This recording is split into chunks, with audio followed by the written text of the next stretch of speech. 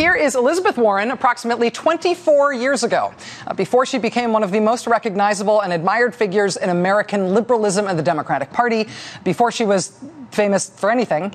This was Elizabeth Warren when she was just the lady you called in to explain the unexplainable. Ms. Warren, let's talk about how bankruptcy works. There is Chapter 13 bankruptcy and Chapter 7 bankruptcy for personal bankruptcy. Briefly give us the overview. That's right. In Chapter 7, a debtor simply says, that's it, I can't do any more. And all of the debtor's assets are put into an estate in bankruptcy. The court then administers that estate. If the debtor has any exemptions in excess of a federal or state mandated minimum, the debtor then, those assets are sold off and distributed to the creditors.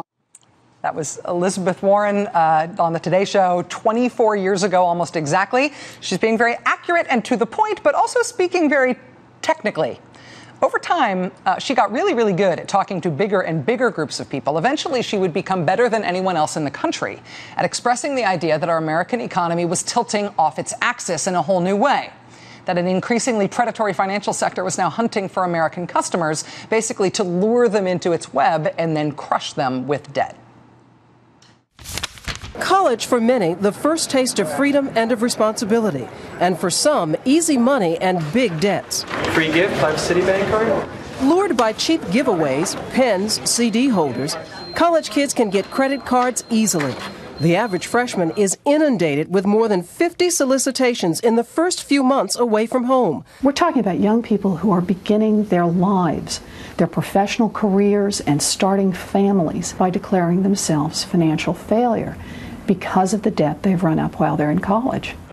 If you ever went to college and got one of those credit card offers at the school post office or in your email, Elizabeth Warren was thinking about you, even way back in the 90s.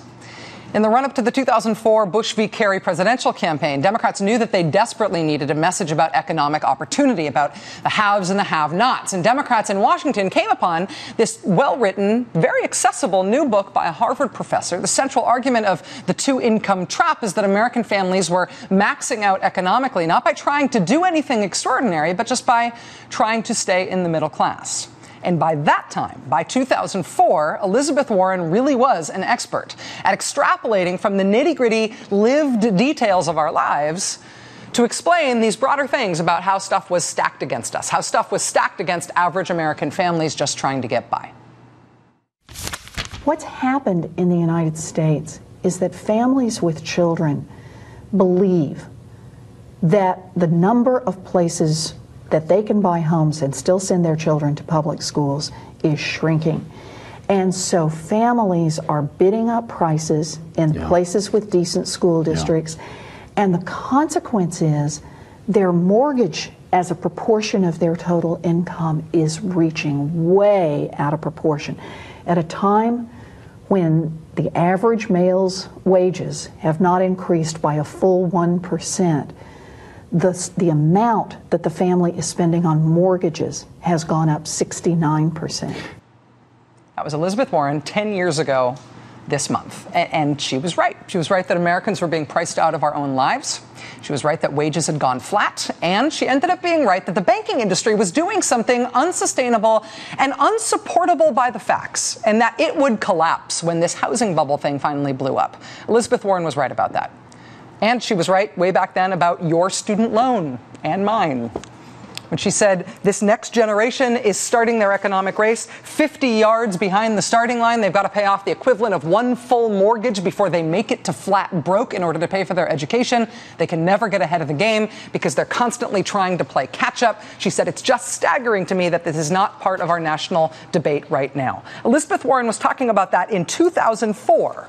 And of course, the nation is finally talking about that problem right now, but that's in part because there is a new consumer agency in Washington that keeps cracking down on what is nuts and scammy about our stupid student loan system. And the reason that's happening is because there is now a federal agency in Washington that's tasked with trying to protect consumers from the ways that banks and credit card companies and mortgage lenders and student loan lenders have really been scamming us all these years. That federal agency did not exist until Elizabeth Warren thought it up and then teamed up with Democrats in Congress and President Obama to get it created by law. And the president forced through the appointment of a director for that agency, and a lot of people expected that the president would pick Elizabeth Warren herself for that job, but he didn't. She was disappointed about that. You can read all about it in her brand new book. Instead of moping about it, though, she went on to do something rather bigger. She went on to drum Senator Hedge Fund himself, Scott Brown, out of his Massachusetts Senate seat in 2012. Well, this week, Senator Warren is releasing a new book called A Fighting Chance about her battle to reform Wall Street. She writes in the book, "Change is hard, but it is possible." And that's the part that fires me up. She says there are many more fights to come and more work to be done, and I worry that we are running out of time. It is the kind of thing you might read in a book written by a politician who's sort of reintroducing herself for whatever reason. Senator Warren insists she is not running for president, so I'm not going to badger her about that. But now we do get to ask her what she is doing and what she is planning in this fight.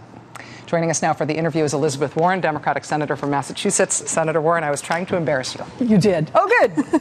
You did. It's hard to look at old tape of oneself, but you have been making really consistent arguments for a really long time on the same subjects. Well, because this is what I see. This is what I really believe in. You know, for me, I was thinking about this as you were doing.